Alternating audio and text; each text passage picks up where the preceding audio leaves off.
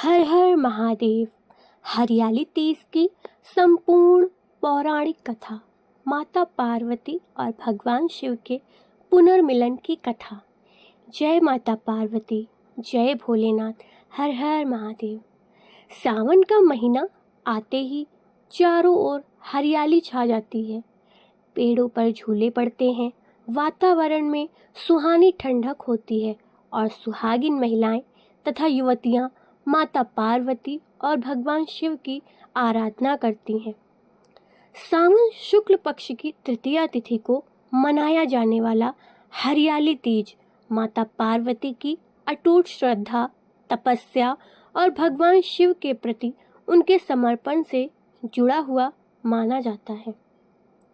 मान्यता है कि माता पार्वती ने भगवान शिव को पति के रूप में प्राप्त करने के लिए अत्यंत कठिन तपस्या की थी। उनकी इसी तपस्या और दृढ़ संकल्प की स्मृति में हमेशा हर साल सावन के महीने में हरियाली तीज का व्रत श्रद्धा से रखा जाता है। तो आइए सुनते हैं हरियाली तीज की वह पावन कथा जिसे सुनने मात्र से मन में भक्ति और श्रद्धा का भाव जाग उठता है। माता पार्वती का जन्म। पौराणिक कथा के अनुसार माता पार्वती अपने पूर्व जन्म में सती थीं। सती भगवान शिव की अर्धांगिनी थी। लेकिन एक समय ऐसा आया जब सती के पिता दक्ष प्रजापति ने एक विशाल यज्ञ का आयोजन किया। उन्होंने भगवान शिव का अपमान किया और उन्हें यज्ञ में आमंत्रित नहीं किया। अपने पति के अपमान से माता सती अत्यंत दुखी हुई। उन्होंने उसी यज्ञ में अपने शरीर का त्याग कर दिया। भगवान शिव माता पार्वती जो पूर्व जन्म में सती के वियोग से अत्यंत दुखी हुए, मतलब जो सती माता हैं, उन्होंने यज्ञ कुंड में अपना परित्याग कर दिया। इससे भगवान शिव माता सती के वियोग से अत्यंत दुखी हुए। इसके बाद माता सती ने पर्वतराज हिमालय के घर पुत्री के रूप में जन्म लिया। उनका नाम पार्वती रखा गया। बाल्यकाल से ही माता पार्वती के मन में भगवान शिव के प्रति गहरी श्रद्धा थी। जब वह बड़ी हुई तब उनके मन में भगवान शिव को ही अपने पति के रूप में प्राप्त करने का संकल्प और भी दृढ़ हो गया। लेकिन भगवान शिव सांसारिक मोह से दूर तपस्या में लीन थे। माता पार्वती की कठिन तपस्या। माता पार्वती ने भगवान शिव को पाने के लिए कठोर तपस्या आरंभ की। उन्होंने सुख सुविधाओं का त्याग कर दिया। कई वर्षों तक उन्होंने भगवान शिव का ध्यान किया। कथा में आता है कि माता पार्वती ने कभी फलाहार किया, कभी केवल पत्तों का सेवन किया और अंत में कठिन तपस्या करते हुए अन्न और जल तक का त्याग कर दिया। उनकी तपस्या देखकर देवता भी आश्चर्यचकित हो गए। माता पार्वती के मन में केवल एक ही इच्छा थी, मुझे भगवान शिव ही पति रूप में प्राप्त हों। उनका संकल्प इतना मजबूत था कि कठिनाइयां भी उन्हें अपने मार्ग से हटा नहीं सकीं। माता पार्वती की परीक्षा। माता पार्वती की तपस्या की परीक्षा लेने के लिए भगवान शिव स्वयं एक साधु का रूप धारण कर वहां पर गए जहां माता पार्वती तपस्या कर रही थी। वे माता पार्वती के सामने पहुंचे और भगवान शिव के विषय में अनेक बातें कहने लगे।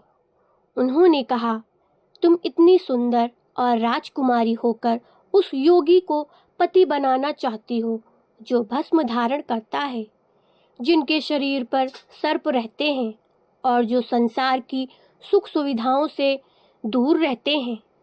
लेकिन माता पार्वती ने भगवान शिव के बारे में ऐसी बातें सुनकर भी अपना संकल्प नहीं छोड़ा। उन्होंने कहा, भगवान शिव जैसे भी हैं, मेरे लिए वही सर्वश्रेष्ठ है। मेरा मन उन्हें पति रूप में स्वीकार कर चुका है। मैं किसी अन्य को पति रूप में स्वीकार नहीं करूंगी। माता पार्वती की अटूट श्रद्धा देखकर भगवान शिव प्रसन्न हो गए। फिर उन्होंने अपना वास्तविक स्वरूप प्रकट किया। माता पार्वती ने भगवान शिव के दर्शन किए और उनकी तपस्या सफल हुई। शिव पार्वती विवाह।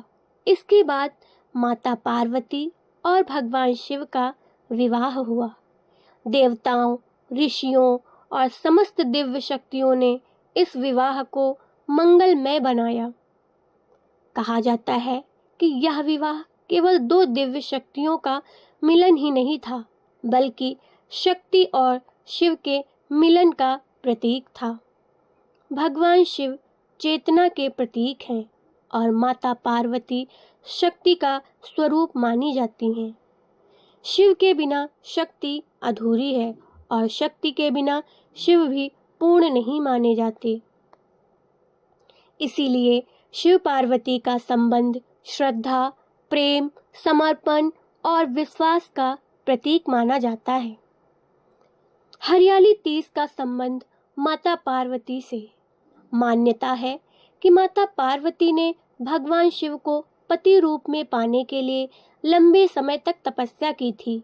इसी कारण हरियाली तीज के दिन महिलाएं माता पार्वती और भगवान शिव की पूजा करती हैं।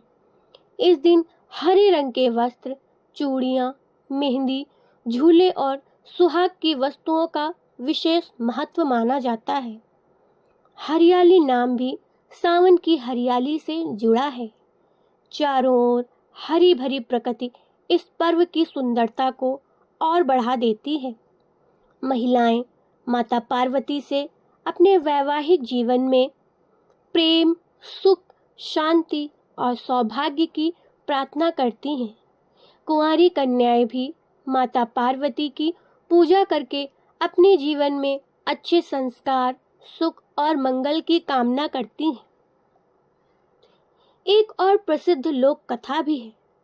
कहा जाता है कि हरियाली तीज से जुड़ी एक प्रसिद्ध लोक परंपरा में माता पार्वती की सखियों का भी उल्लेख मिलता है।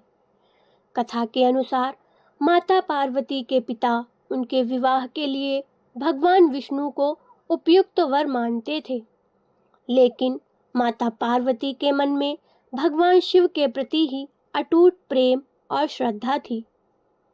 माता पार्वती की सखियां उनकी इच्छा जानती थी। उन्होंने माता पार्वती को एक वन में ले जाकर उनकी सहायता की, ताकि वे भगवान शिव को पाने के लिए अपनी तपस्या जारी रख सकें। इसी कारण कुछ परंपराओं में तीज को ऐसा पर्व माना जाता है जिसमें सखियां अपनी प्रिय सखी की मन की इच्छा पूरी करने में उसका साथ देती हैं। माता पार्वती ने वन में रहकर भगवान शिव का ध्यान किया और अपनी तपस्या पूरी की। अंततः भगवान शिव ने उनकी भक्ति स्वीकार की। इसी कथा के कारण हरियाली तीज को माता पार्वती की दृढ़ता और उनके अटूट प्रेम की याद दिलाने में मनाने में परंपरा मानी जाती है। तीज पर झूले क्यों पड़ते हैं? सावन आते ही पेड़ों पर झूले पड़ने लगते हैं। हरियाली तीज के अवसर पर महिलाएं और युवतियां झूला झूलती हैं, गीत गाती हैं और माता पार्वती की आराधना करती हैं। झूला केवल आनंद का प्रतीक नहीं है, इसे सावन की हरियाली, प्रकृति की सुंदरता और मन की प्रसन्नता से भी जोड़ा जाता है। कई स्थानों पर महिलाएं एक दूसरे को मेहंदी लगाती, लोग गीत गाती हैं और माता पार्वती के भजन करती हैं। इस प्रकार तीज पूजा के साथ साथ प्रेम, भाईचारे और पारिवारिक आनंद का भी पर्व बन जाती हैं। हरियाली तीज का आध्यात्मिक संदेश। हरियाली तीज की कथा हमें एक बहुत सुंदर संदेश देती है। माता पार्वती ने भगवान शिव को पाने के लिए केवल इच्छा नहीं की, बल्कि उस इच्छा के लिए धैर्य, श्रद्धा और तपस्या का मार्ग चुना। इस कथा का अर्थ यह नहीं कि हर व्यक्ति को कठिन तपस्या करनी चाहिए, बल्कि इसका संदेश है कि जीवन में किसी भी अच्छे उद्देश्य के लिए धैर्य, सच्चाई, विश्वास और निरंतर प्रयास आवश्यक है। माता पार्वती की भक्ति हमें यह भी सिखाती है कि परिस्थितियां कितनी भी कठिन क्यों न हो, हमें अपने अच्छे संकल्प को नहीं छोड़ना चाहिए। हरियाली तीज की पूजा।